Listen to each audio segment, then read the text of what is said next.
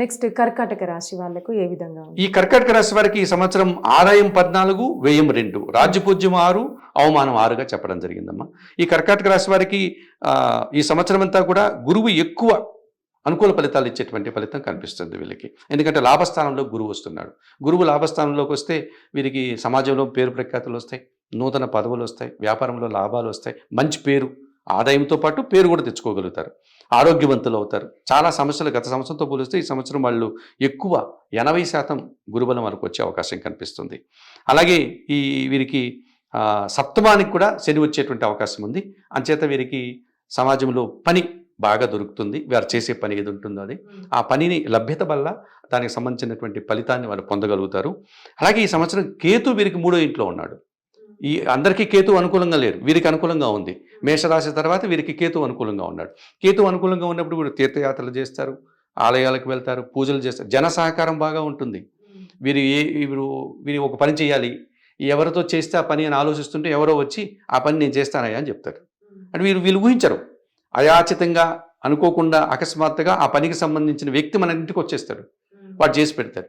తర్వాత మనం ఏదైనా ఒక పని చేయాలంటే బోల్డ్ అంత సమయము, బోల్డ్ అంత డబ్బు ఖర్చు పెట్టాలి. ఈ కేతువు అనుకూలంగా ఉంటే నిరాడంబరంగా పనులు అయిపోతాయి, పెద్ద ఖర్చు ఉండదు, పెద్దగా మనం శ్రమ పడాల్సిన పని లేదు. అటువంటి కేతు వీళ్ళకి 3వ ఇంట్లో ఉన్నారు. ఈ రకంగా వీరికి కేతువు అనుకూలంగా ఉన్నాడు. రాహు కూడా వీరికి కాస్త ప్రతికూలంగా ఉన్నాడు 9వ ఇంట్లో. అంటే తండ్రి గారి ఆరోగ్యం ఎవరికైనా ఉంటే వారు కొంచెం జాగ్రత్తలు తీసుకోవాలి. ఏమీ జరగదు, ఇంకొంచెం తొందరగా చిన్న విషయాన్ని కూడా ఇప్పుడే పోగొట్టుకోవచ్చు. హాస్పిటల్కి వెళ్ళడం అట్లాంటిది జరిగి కొంతమందికి అలా జరుగుతుంది.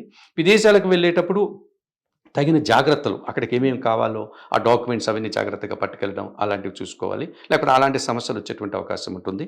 ఇలా రాహువు కూడా ప్రతికూలంగా ఉన్నారు. వీరు కూడా కనకదుర్గాదేవికి పూజలు చేసుకొని నిరంతరం ఉంటే మంచిది. కనకదుర్గాదేవికి పూజలతో పాటు అమ్మవారికి దేవి ఖడ్గమాల స్తోత్రం కానీ, శ్రీ సూక్తం కానీ ఇలాంటివి చదువుకుంటూ శని భగవానుడు కూడా పూజలు చేసుకుంటే మంచిది. ఎందుకంటే సప్తమ భావాల్లో శని ఉన్నాడు కనుక ఈ శని ప్రతికూలంగా ఉండే సందర్భాలు ఒక 50% ఉంది.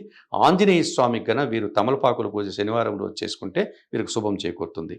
సుందరకాండ అన్నటువంటిది ఒకటి ఉంది మనకు రామాయణానికి సంబంధించినటువంటి. ఈ సుందరకాండ వినినా, సుందరకాండ చదివినా వీరు ఈ శని దోషం నుంచి బయటపడడానికి అవకాశం అనిపిస్తుంది. చాలా మహానుభావులు, చాలా గొప్పవాళ్ళు, ఎంఎస్ రామారావు గారిని ఒక పెద్ద ఆయన ఉండేవారు, వారు ఇప్పుడు లేరు. వారు పాడినటువంటి సుందరకాండ ఆడియో వీడియో దొరుకుతుంది మనకు, అట్లా విన్నా చక్కగా వినొచ్చు. ఆయన చాలా అద్భుతంగా పాడారు. అంటే చదవాల్సిన అవసరం లేకుండా చదవగలిగిన వాళ్ళు చదవచ్చు, చదవలేని వాళ్ళు వినొచ్చు, చాలా చక్కగా వినొచ్చు. 3 గంటల ఆడియో ఎంత దొరుకుతుంది. అది మనం సాయంత్రం పూట మంగళవారం, శనివారం ఉదయం, సాయంత్రం ఇంట్లో పిల్లలందరూ వినే విధంగా పెట్టేస్తే ఇంట్లో ఒక రకమైన పాజిటివిటీ పెరుగుతుంది, బ్యాడ్ ఎనర్జీ ఏమైనా ఉంటే పోతుంది.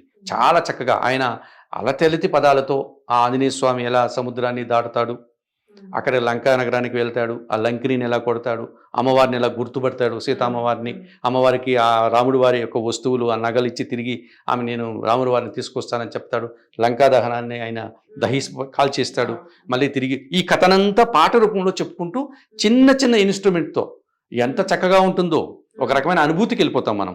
అంత గొప్పది ఆ సుందరకాండ పారాయణం చేసిన ఈ కర్కాటక రాశి వాళ్ళు శని దోషం నుంచి బయటపడతారు. కనకదుర్గాదేవి పూజలు చేసుకుంటే రాహు దోషం నుంచి బయటపడతారు. గురువు అనుకూలంగా ఉన్నారు, వారికి కేతు అనుకూలంగా ఉన్నారు. గత సంవత్సరంతో పోలిస్తే ఈ సంవత్సరం 80% ఫలితాలు వచ్చే అవకాశం.